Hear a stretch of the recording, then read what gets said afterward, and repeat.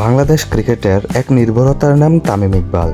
একসময় ব্যাট হাতে মাঠ কাঁপানো এই ওপেনার আজ কেন তাকে নিয়ে এত কথা হচ্ছে নেতৃত্ব আর নতুন ভূমিকায়? তামিম কি শুধু একজন খেলোয়াড় নাকি ভবিষ্যতের বড় কিছু? আজকের ভিডিওতে আমরা জানব তামিম ইকবালের ক্যারিয়ারের উত্থান, বিতর্ক এবং ভবিষ্যতের সম্ভাবনা। ভিডিওটি শেষ পর্যন্ত দেখলে আপনি বুঝতে পারবেন কেন তামিম এখনও বাংলাদেশের ক্রিকেটের এক বড় নাম। 2007 সালে আন্তর্জাতিক ক্রিকেটে অভিষেক শুরুটা ছিল স্বপ্নের মতো না, কিন্তু ধীরে ধীরে নিজের জায়গা তৈরি করেন তামিম। তার আগ্রাসী ব্যাটিং স্টাইল, কভার ড্রাইভ সবকিছুই তাকে আলাদা করে তোলে। 2009 সালে ওয়েস্ট ইন্ডিজের সিরিজ, 2015 বিশ্বকাপ, এইসব মুহূর্ত তামিমের প্রমাণ করেছে তিনি একজন বড় ম্যাচের খেলোয়াড়। একসময় বাংলাদেশ দলের সবচেয়ে নির্ভরযোগ্য ওপেনারের নাম ছিল তামিম ইকবাল। সেঞ্চুরির পর সেঞ্চুরি, দলের ভরসা, দর্শকদের ভালোবাসা সবই ছিল তার পাশে। তামিম শুধু রানই করেননি, তিনি বাংলাদেশের ক্রিকেটকে এক নতুন উচ্চতায় নিয়ে গেছেন। তার নেতৃত্বে ওয়ানডে দল অনেক সফলতা পেয়েছে, কিন্তু সব গল্পে যেমন উত্থান আছে তেমন পতনও আছে। ইনজুরি সমস্যা, ফর্মের সমস্যা, বোর্ডের সাথে মতবিরোধ, সব মিলিয়ে কঠিন সময় পার করেছে তামিম ইকবাল। বাংলাদেশ ক্রিকেট বোর্ডের সাথে ঝামেলা হয়েছে তামিম ইকবালের, এবং সাকিব আল হাসানের সাথেও কিছু সমস্যা তৈরি হয়েছে।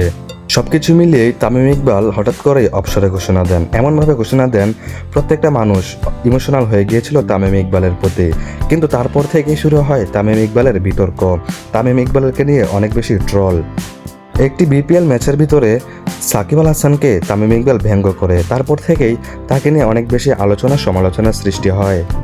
তখন থেকে তামিম ইকবালকে সবাই অপছন্দ করা শুরু করে, তামিম ইকবালের হ্যাটার্স অনেক বেশি বেড়ে যায়।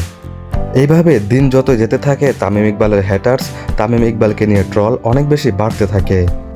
এমনকি তামিম ইকবালকে এমনভাবেও বলা হয়েছে তামিম ইকবাল বড় বড় নেতাদের পা চাটে। এইভাবে একের পর এক সমালোচনার মুখে পড়ে তামিম ইকবাল। তারপরেও তামিম ইকবাল নিজেকে ঘুরে দাঁড় করিয়েছে। তামিম ইকবাল নিজেকে প্রমাণ করার জন্য বর্তমানে বোর্ড প্রেসিডেন্টের মধ্যে দায়িত্ব পেয়েছে, পুরো ক্রিকেট বোর্ডের দায়িত্ব পেয়েছে। তামিম ইকবাল যখন ক্রিকেট বোর্ডের দায়িত্ব পেয়েছে তখন থেকে তাকে নিয়ে আরও বেশি সমালোচনা শুরু হয়েছে। যেদিন সে দায়িত্ব পেয়ে প্রথম দিন মাঠের মধ্যে আসেন একজন নেতা হিসেবে নেতৃত্ব দেওয়ার জন্য, তখন তাকে নিয়ে অনেক বেশি ট্রল শুরু হয়, অনেক বেশি মিমস তৈরি করা শুরু করে পাবলিক। বাংলাদেশে যত মানুষ ক্রিকেট পছন্দ করে সবাই তামিম ইকবালকে ব্যঙ্গ করা শুরু করে, সবাই তামিম ইকবালকে নিয়ে বাজে কথা বলতে থাকে, সমালোচনা করতে থাকে অনেক বেশি। সবাই তামিম ইকবালকে এইভাবে বলতে থাকে নেতাদের পা চাটতে চাটতে এখন তামিম বোর্ডের ভিতরে দায়িত্ব পেয়েছে। কম বয়সেই খেলা ছেড়ে দিয়ে এখন সে নেতৃত্ব নিতে চলে এসেছে, পা চাটার আর কোনো বাকি নেই। এরকমভাবে তামিম ইকবালকে আলোচনা সমালোচনার কেন্দ্রে তুলে ফেলে সবাই। কিন্তু বর্তমানে আমরা দেখতে পাচ্ছি যত ঝামেলা হয়েছে, যত সমালোচনা হয়েছে, সব সমালোচনাকে দূরে ঠেলে দিয়ে তামিম ইকবাল সুন্দরভাবে বোর্ডের দায়িত্ব নিয়েছে। দায়িত্ব পাওয়ার প্রথম দিনে তামিম ইকবাল অনেক কাজ করিয়ে দেখিয়ে দিয়েছে, সমালোচনার জবাব তামিম ইকবাল বন্ধ করে দিয়েছে। বাংলাদেশ ক্রিকেট বোর্ডে কোথায় কি সমস্যা আছে, কোন জায়গায় কি প্রবলেম রয়েছে, সব কিছুই তামিম ইকবাল খুঁজে খুঁজে বের করে সকল কিছুর সমস্যার সমাধান করতে থাকে। এরকম কিছু ভিডিও আমরা দেখেছি। তামিম ইকবাল ক্রিকেট বোর্ডে আসার পর থেকেই অনেক কিছুই চেঞ্জ হয়ে গিয়েছে। এমনকি দর্শকরা বসার জন্য যে স্টেডিয়ামে বসতো তার উপর ছাদ করার পরিকল্পনা করেছে তামিম ইকবাল। এই কয়েকদিনে তামিম ইকবাল ক্রিকেট বোর্ডকে পুরো নতুন করে দিয়েছে। তামিম ইকবাল যদি ক্রিকেট বোর্ডে থাকে তাহলে এই ক্রিকেট বোর্ডের উন্নতি আরও বেশি হতে পারে বলে এখন দর্শকরা মনে করছে। যারা এতদিন তামিম ইকবালকে নিয়ে অনেক বেশি সমালোচনা করত, এখন তারাই আবার নতুন করে তামিম ইকবালের ফ্যান্স হচ্ছে।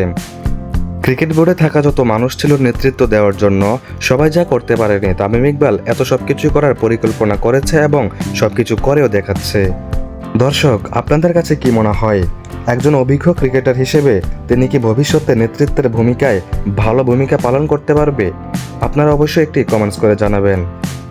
তামিম ইকবাল যখন দলে ছিল খেলার জন্য, তখন যেভাবে একটি দলের দায়িত্ব সুন্দরভাবে নিয়েছে এবং ওপেনার ব্যাটিং হিসেবে যেভাবে ভালো ওপেনিং করেছে, ঠিক তেমনই কি এখন মাঠের বাইরেও সুন্দরভাবে গাইডলাইন করতে পারবে তামিম ইকবাল?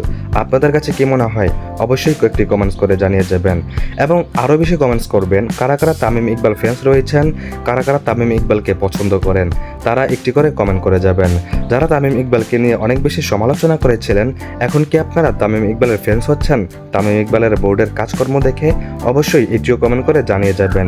আজকের ভিডিও এতটুকু পর্যন্তই।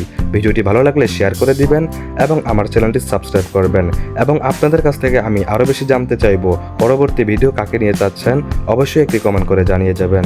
আপনাদের কমেন্টস দেখে পরবর্তী ভিডিও তৈরি করা হবে।